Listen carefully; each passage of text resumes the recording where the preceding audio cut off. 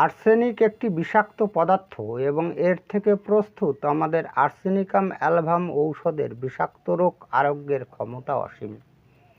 শীতকাতরতা, জ্বালা, অস্থিরতা, মৃত্যুভয় প্রভৃতি এর রোগীদের কমন লক্ষণ। এই আর্সেনিকের মধ্যে যখন অন্য পদার্থ যুক্ত হয়ে গ্রুপ মেডিসিন তৈরি করে তখন ওই গ্রুপ মেডিসিনটি মিশ্র ফল দেয়। যেমন আর্সেনিকের সঙ্গে আয়োডিন যুক্ত হয়ে আমাদের গ্রুপ মেডিসিন আর্সআয়োড তৈরি হয়।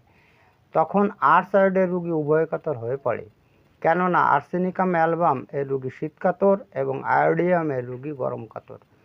কোনো রোগীর ক্ষেত্রে যখন আর্সেনিকাম অ্যালবামের লক্ষণের সঙ্গে মিশ্র প্রকৃতির লক্ষণ দেয় তখন গ্রুপ মেডিসিনের প্রয়োজন হয়ে পড়ে।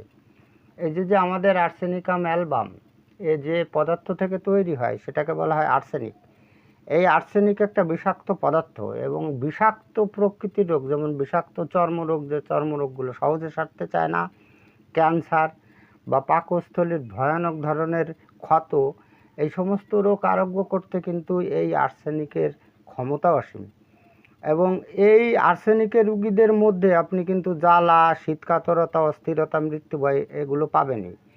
এবারে এই আর্সেনিকের সঙ্গে যখন অন্য পদার্থ তৈরি হয়ে আমাদের গ্রুপ মেডিসিন তৈরি করে, যেমন আর্সেনিকের সঙ্গে আয়োডিন একটা লবণ, এটা যখন যুক্ত হয় তখন সেই ঔষধের মধ্যে, সেই মিশ্র ঔষধের মধ্যে কিছুটা আর্সেনিকের লক্ষণ আর কিছুটা সেই পদার্থের লক্ষণ থাকে।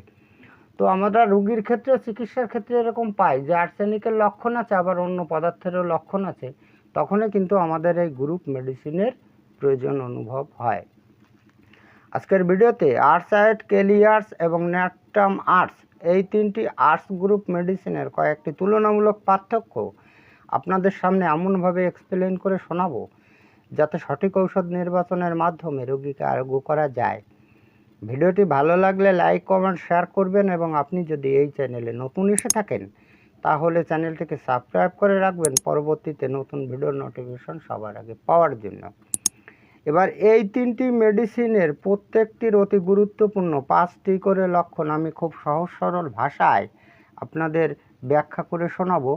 তো আমি আপনাদের রিকোয়েস্ট করব আপনারা ভিডিওটি না টেনে যদি এই 5টি লক্ষণ একটু মনোযোগ দিয়ে শোনেন তাহলে আপনাদের ঔষধ নির্বাচন করতে খুব সুবিধা হবে।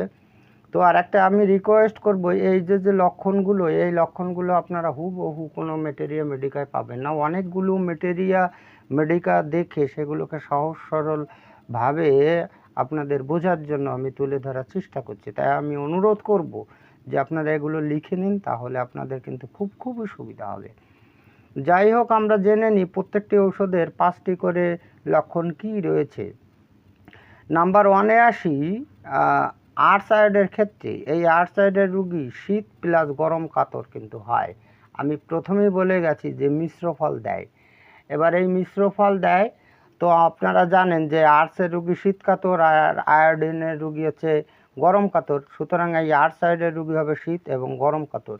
এটাকে উভয় কাতর বলাটা ঠিক না। আমাদের যেমন মার্সলের রোগীরা উভয় কাতর, একই সময়ে উভয় প্রকার লক্ষণ দেয়। তবে এই আর্সআয়োডের ক্ষেত্রে রোগীরা শীত এবং গরম কাতর একটা নির্দিষ্ট পিরিয়ডে থাকে। মনে করুন 2000 থেকে 2005 সাল পর্যন্ত একজন রোগী শীতকাতর ছিল, 2005 সালের পরে গিয়ে আবার কিছুদিন গরম কাতর, এরকম একটা পিরিয়ড, নির্দিষ্ট পিরিয়ড ধরে থাকে।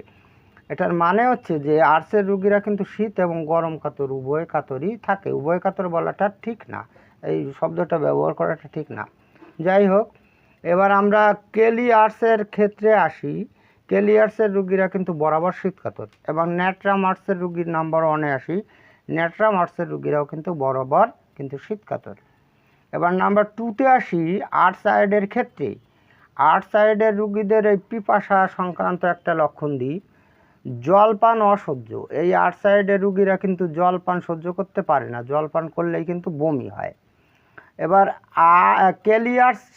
কেলিয়ার্সের লক্ষণ 2-তে সেই পিপাসা সংক্রান্ত, পিপাসা শূন্য, অর্থাৎ কেলিয়ার্সের রোগীদের কিন্তু পিপাসা থাকে না আমাদের এই পালসাইটিলা ওষুধটির মতো। এবার নাম্বার 2-তে আসি ন্যাট্রাম আর্সের ক্ষেত্রে এই পিপাসা সংক্রান্ত জলপানে কিন্তু উপশম। তাহলে দেখুন, 3টি ঔষধের রোগীদের পিপাসা সংক্রান্ত লক্ষণগুলো পুরো বিপরীত। আর্সআয়োডের রোগীদের জলপান সহ্য হয় না, কেলিয়ার্সের রোগীদের পিপাসা শূন্য, আর ন্যাট্রামার্সের রোগীদের কিন্তু জলপানে উপশম। লক্ষণগুলো খুব ইম্পর্টেন্ট লক্ষণ, আপনারা লিখে রাখুন, সুবিধা হবে। নাম্বার 3-তে আসি, পাকস্থলী সংক্রান্ত আর্থ্রায়েডের ক্ষেত্রে প্রচণ্ড ক্ষুধা অথচ শরীর কিন্তু শীর্ণ।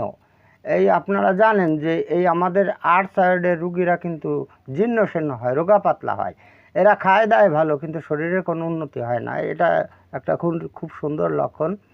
এবার নাম্বার 3-তে আসি, পাকস্থলী সংক্রান্ত কেলিয়ার্সের ক্ষেত্রে মল কিন্তু তরল। আপনি কিন্তু এই কেলিয়ার্সের রুগীদের মল কিন্তু কঠিন পাবেন না, এদের কোষ্ঠবদ্ধতাও পাবেন না, এদের মল বরাবরই তরল থাকে। এবার আসে ন্যাট্রামার্সের ক্ষেত্রে, ন্যাট্রামার্সের রুগীদের মল কিন্তু কোষ্ঠকাঠিন্য থাকে, এদের কোষ্ঠকাঠিন্যের প্রবলেম থাকবে, মল শক্তও হয়। এবার নাম্বার 4-এ আসি, আর্থ্রায়েডের ক্ষেত্রে সন্ধ্যার দিকে গায়ে তাপমাত্রা বৃদ্ধির প্রবণতা। এই যে আর্থ্রায়েডের রুগীদের এই সন্ধ্যার সময় গায়ে একটা টেম্পারেচার মনে হয় বাড়ে, গায়ের তাপমাত্রা বাড়ে, তো এই প্রবণতাটি আপনি কিন্তু এই আর্থ্রায়েডের রুগীদের মধ্যে পাবেন।